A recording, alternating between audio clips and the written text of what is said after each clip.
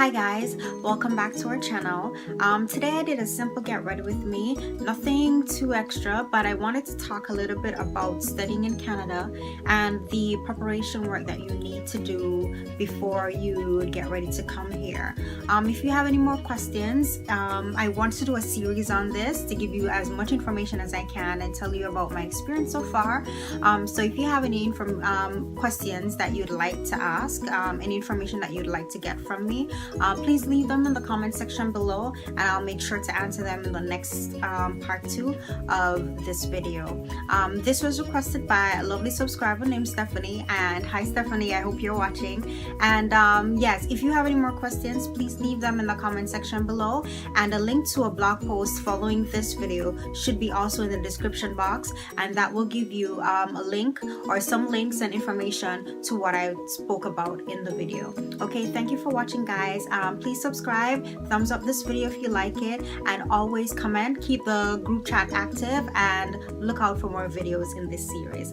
Thanks for watching. First, I'm just gonna put some foundation on. I've already prepped my skin and did my eyebrows for the sake of time because kind of rushing, but so far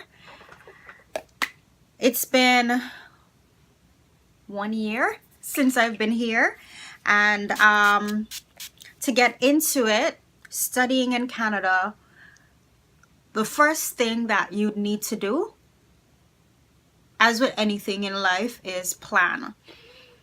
That's the first thing that you need to do. I would suggest that you plan for 1 year. Plan for a year in advance, so that you can give yourself enough time to get all your the information that you need together and to get the application in on time, and also just to pace yourself in terms of getting things ready, because things are definitely going to go south sometimes, but giving yourself some leeway in terms of like time will help you to be ready to start when school starts, when you get that acceptance letter and everything starts to move really fast. Now, there are 5 things that that you need to do in terms of planning. I would suggest first that you research where you want to live in Canada. For example, the province that you want to be situated in. Of course, I'm not Canadian, so I don't know all the provinces, but I do know the most popular one, which everyone would probably know, is Ontario. I know that there is Prince Edward Island, there is New Brunswick, there is British Columbia, and when I was thinking of coming here, I was looking into coming to either Ontario or British Columbia. No, that's it. My foundation is on. Seems okay. Don't need to do anything special because I'm meeting a student. So the next thing, after you've looked into which province you want to live, is to research on the kind of environment it is. For example, I looked at the population, the different towns and cities in Ontario that I probably wanted to go. I don't have family here, so it was a case of me just going wherever. I wasn't bounded by, oh, I have to move and live with a family member or so it was pretty anywhere works for me, right? So I know I didn't want to necessarily be in a very cold area, like for example Alberta, or Saskatchewan.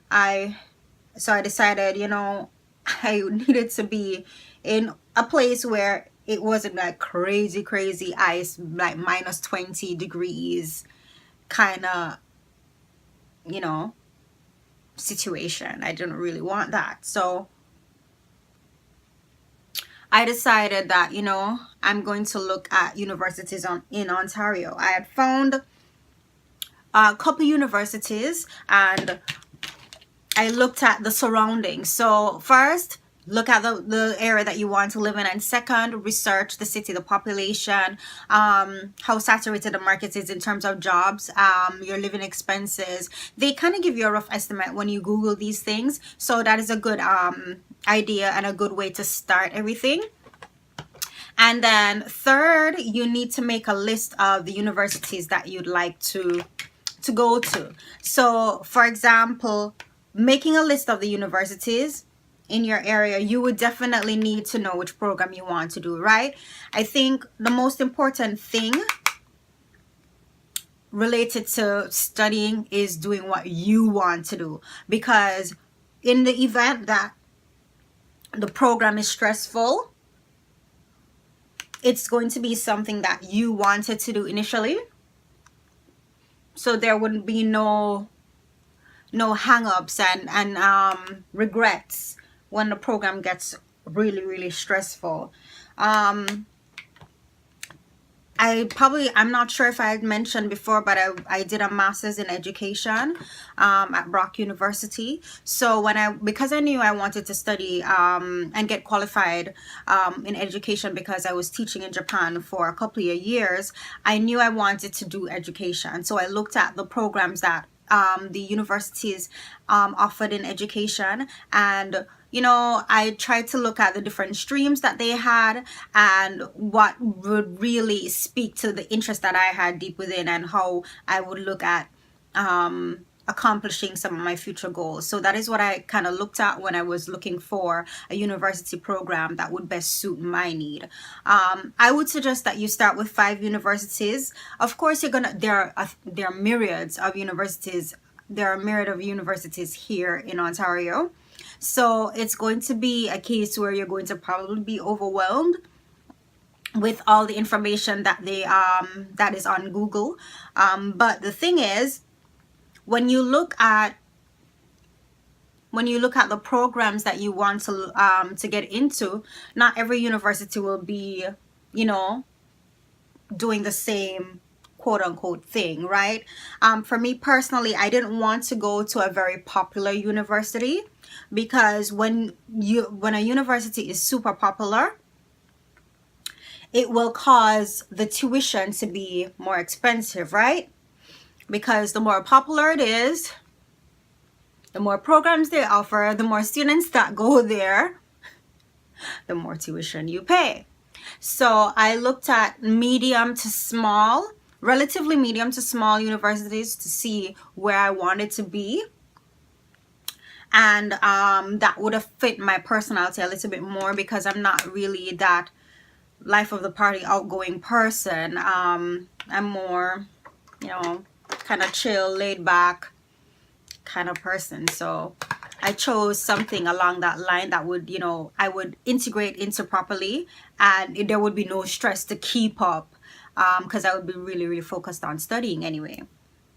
The fourth thing is to evaluate each university based on what they offer and the tuition. So what I had done was make a list of the universities that I wanted to go after I've looked through the whole gamut of them, and I chose 5 that I wanted to look at specifically. Then I looked at their education programs, and in the education program you can have, for example, 4 different strands. I did administration and leadership. I know you have teaching, learning, and development. You have one for social, cultural, and curriculum that is offered by my university. And there's, I think, another one. But each university offers a different thing in education, a different strand in education that you can look at. And so that is what I did for each program. And I looked through and I read through. It takes a lot of time, but you have to be detailed, right? You have to be detailed. So you look through the information from these universities, and then you put the cost associated with each university, so you can have a good comparative analysis when you look across. You have them on the paper and you look across and you're like, oh, this program costs 20,000, this program costs 30, this program costs probably 35, and you can look at that. Bear in mind though that I did a master's in education and not a certification program, sorry. So it's going to be a little bit more expensive, and that is why it's important to plan a year or 2 years in advance. So 2 years in advance, so that you can save while you're planning, because the saving is the most important part of this, right? Because when it comes on to applications for study permits and work permits and stuff, you have to prove that you have enough money in the bank to do that, right? Now, different schools offer funding and the like, but that is something that we will talk about in the next couple of videos. But the fifth thing to do is to compare what you want to do versus what they offer. Now, not every university is going to have a program that is tailor-made for you, but by evaluating the pros of the programs and possibly like the location and the area it is situated in, then you'll get a good idea of where you definitely want to be. For me, it came down to the top 3 at the end of looking at the 5 that I'd wanted to do. I looked at scaled it down to the top 3 that I wanted to apply to, and that is where I just sent in my applications to and waited for a response. Now, of course, I will go into more detail on the application process and application side of it, but another thing to note when you're looking at programs is that you should make sure that you look at the opportunities that are associated with the university. Give me a moment, let me do my eyeliner. Bronze my face to kind of get a little bit of color back.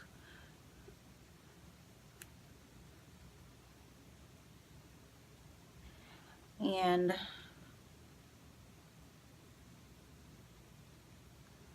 yeah.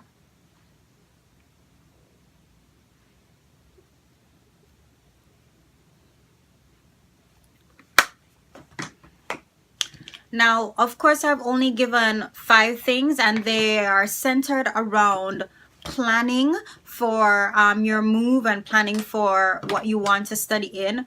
But those 5 tips are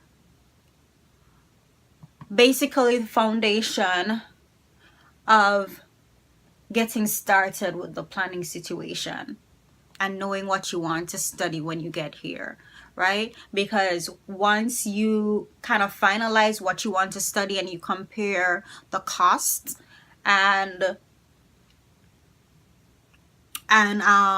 you have to give time for the process to like really go forward, it will be like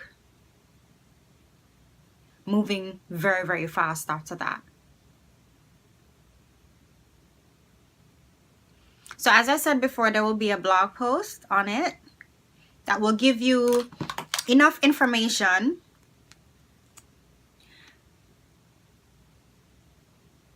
and websites that will be linked to give you information on, you know, what to look for in a program.